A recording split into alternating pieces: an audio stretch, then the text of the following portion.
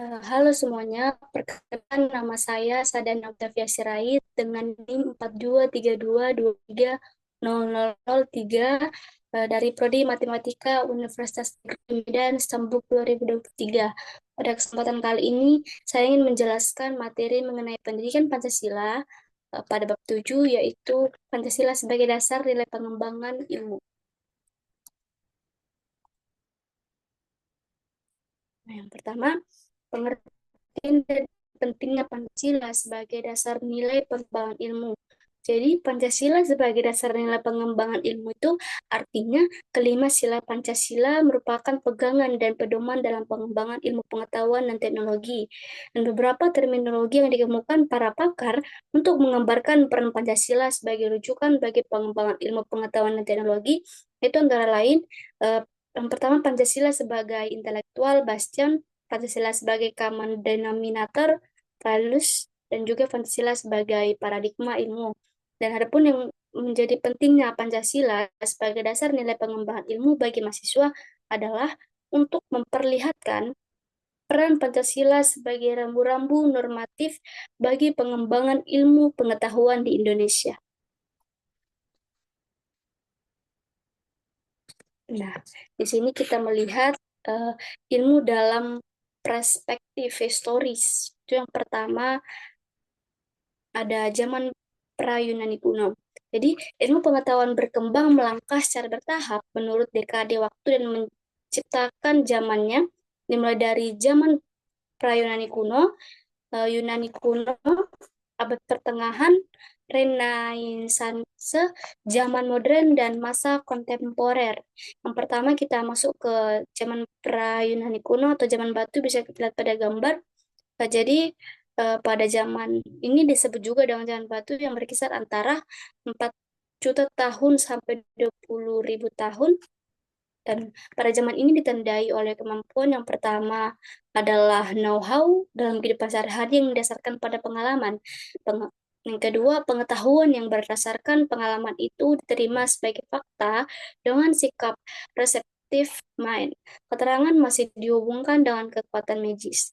Yang ketiga, kemampuan menemukan abad dan sistem bilangan alam sudah menampakkan perkembangan pemikiran manusia ke tingkat abstraksi.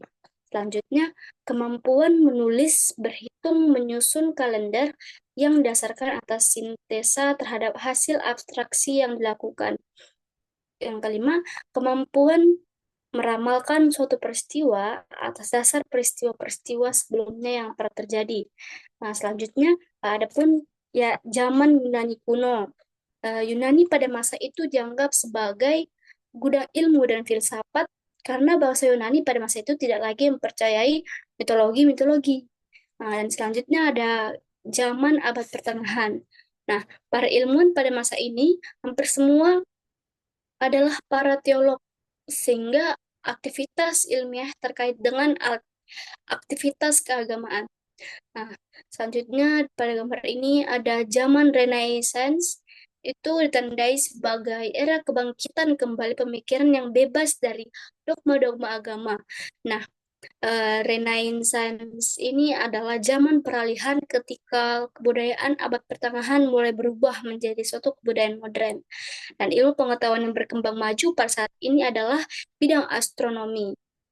Nah, selanjutnya adalah zaman modern yang ditandai dengan berbagai pertemuan dalam bidang ilmiah. Perkembangan ilmu pengetahuan pada zaman modern ini sesungguhnya sudah dirintis sejak zaman Renaissance. Nah, terakhir itu adalah zaman kontemporer. Nah, zaman kontemporer ini adalah pada abad ke-20 dan seterusnya. Dan fisikawan eh, termasyur pada abad ke-20 itu adalah Albert Einstein. Di samping teori mengenai fisika, teori alam semesta, dan lain-lain, maka zaman kontemporer ini ditandai dengan penemuan berbagai teknologi canggih.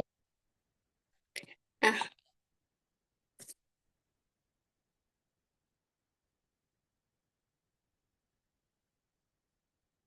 C. Pengertian dan ciri-ciri ilmu.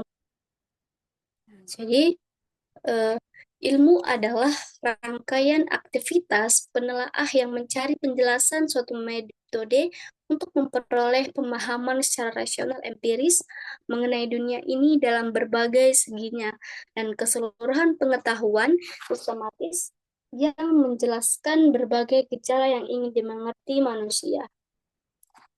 Jadi sepanjang sejarahnya manusia dalam usahanya memahami dunia sekelilingnya mengenal dua sarana, yaitu pengetahuan ilmiah dan juga penjelasan gaib.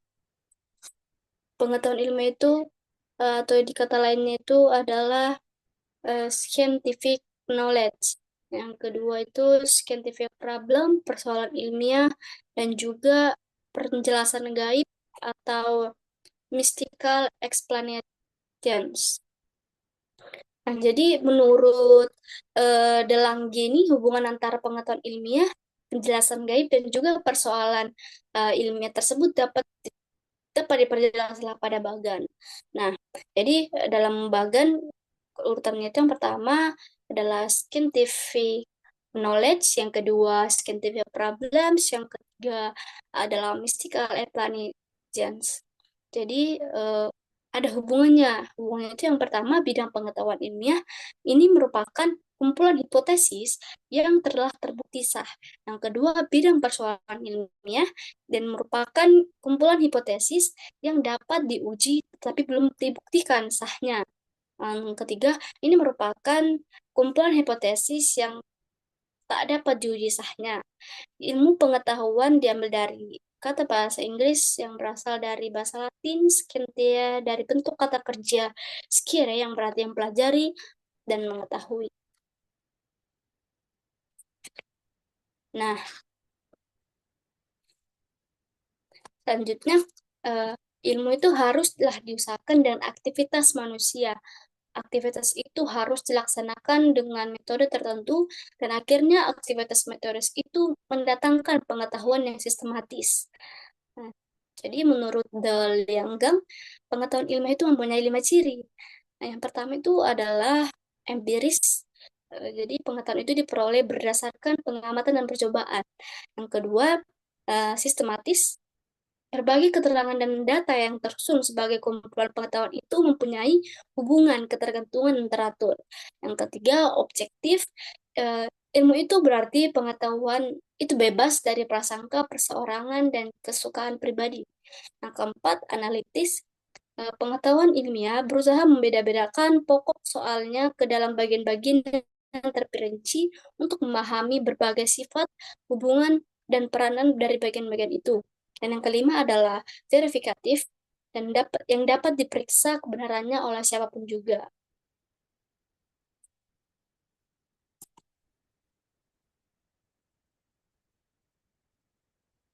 Nah, eh, kita bisa melihat pilar-pilar penyangga bagi eksistensi ilmu. Jadi, hmm, kekuatan bangunan ilmu itu terletak pada sejumlah pilar-pilarnya, yaitu pilar ontologi, epistemologi, dan aksiologi. Dan ketiga pilar itu dinamakan pilar-pilar filosofis keilmuan yang berfungsi sebagai penyangga, penguat, dan bersifat integratif serta prerequisite atau saling mempersyaratkan. Pengembangan ilmu menurut Irianto Widisuwaino ini dalam Dicti 2013 selalu dihadapkan pada persoalan ontologi, epistemologi, dan aksiologi. Yang pertama kan pilar ontologi atau ini ontologi itu selalu menyangkutkan problematika keberadaan atau eksistensi. Ini juga terbagi menjadi dua. Yang pertama aspek kuantitas itu apakah yang ada itu tunggal, dual, atau plural. Yang kedua, aspek kualitas itu apakah bagaimana batasan sifat mutu dari sesuatu itu. Dan yang kedua itu ada pilar epistemologi, ini yang selalu menyangkut problematika tentang sumber pengetahuan, sumber kebenaran, cara memperoleh kebenaran, kriteria kebenaran, proses sarana, dasar dasar kebenaran, sistem, prosedur, strategi, pengalaman estimulatif yang dapat memberikan sumbangan bagi kita. Selanjutnya, eh, pengalaman epistemologis ini dapat memberikan sumbangan pada kita. Itu yang pertama, sarana legitimasi bagi ilmu atau menentukan keabsahan disiplin ilmu tertentu. Yang kedua, memberi eh, kerangka acuan metodologis pengembangan ilmu. Yang ketiga, mengembangkan keterampilan proses. Dan yang keempat, mengembangkan daya kreatif dan juga inovatif. Adapun yang ketiga itu pilar aksiologi, itu yang selalu berkaitan dengan problematika perkembangan nilai atau etis, moral, religius, yang dalam setiap penemuan, penerapan, ataupun pengembangan ilmu. Nah, jadi ini bisa dilihat problem etika ilmu.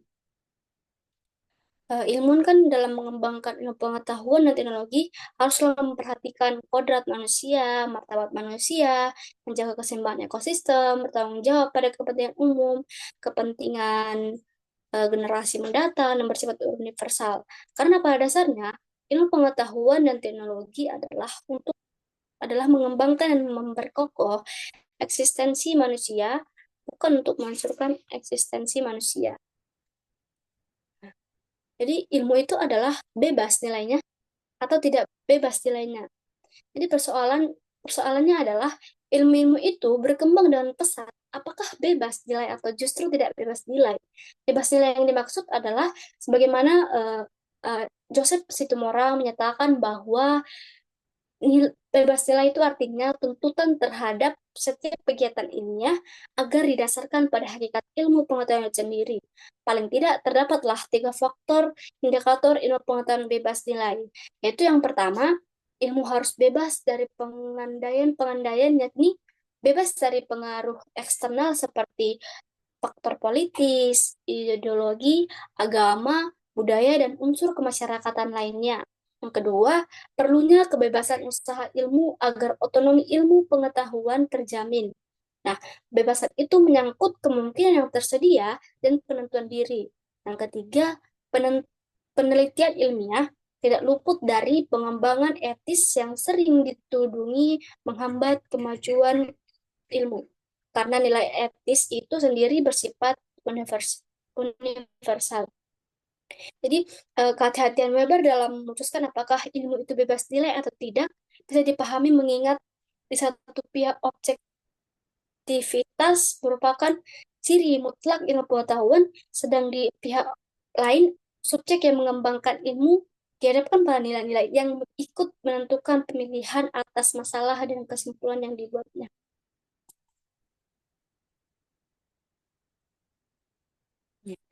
Pancasila sebagai dasar nilai dalam strategi pengembangan ilmu dan teknologi.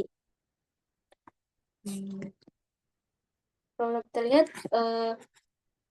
secara rinci itu diuraikan strategi dalam menerapkan Pancasila sebagai dasar nilai pengembangan ilmu dan teknologi itu yang pertama adalah konsep Pancasila sebagai dasar nilai pengembangan ilmu. Jadi pengertian Pancasila sebagai dasar nilai pengembangan ilmu itu dapat mengacu pada beberapa jenis pemahaman. Yang pertama bahwa setiap ilmu pengetahuan dan teknologi yang dikembangkan di Indonesia haruslah tidak bertentangan dengan nilai-nilai yang terkandung dalam Pancasila.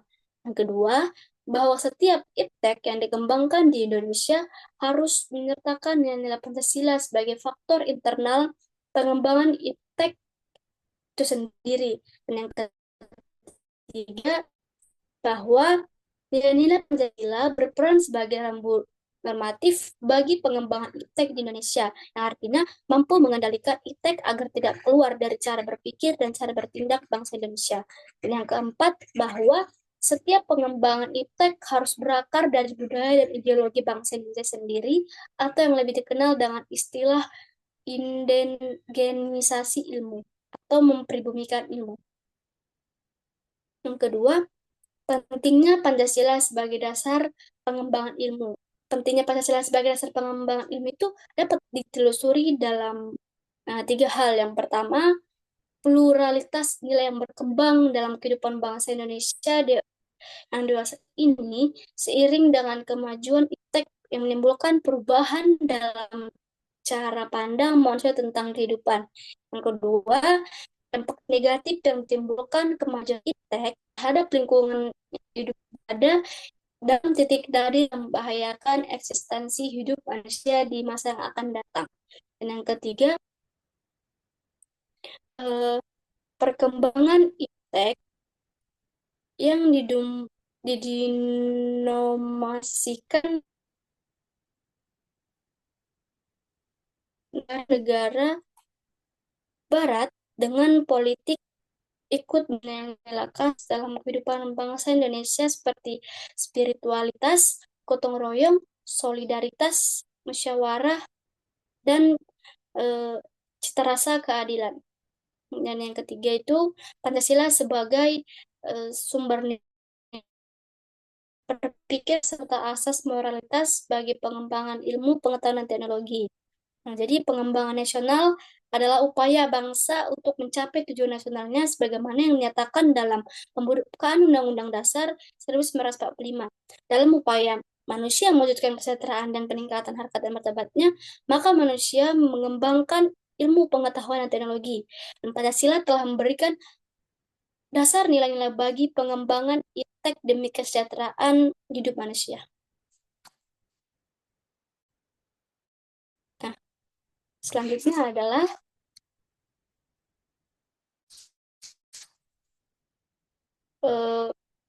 visi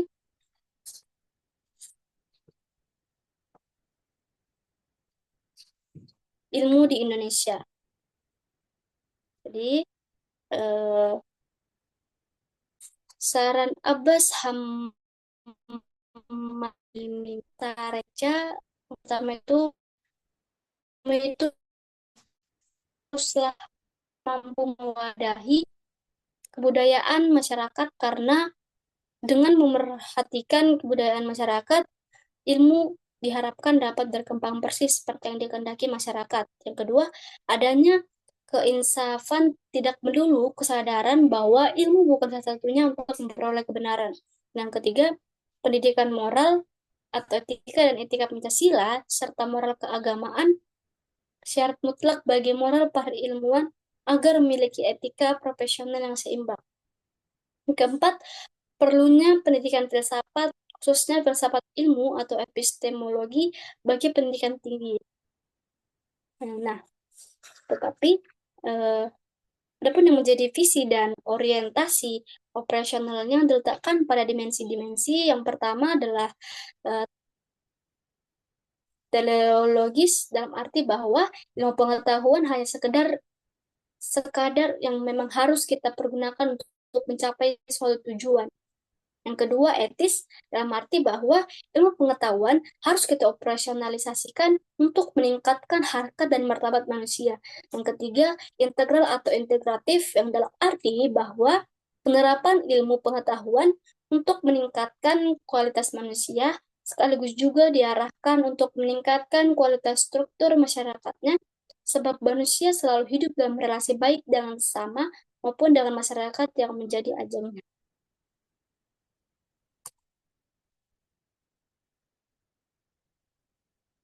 Adapun sikap ilmiah ilmuwan yang harus dimiliki setiap ilmuwan, yang hal ini disebabkan oleh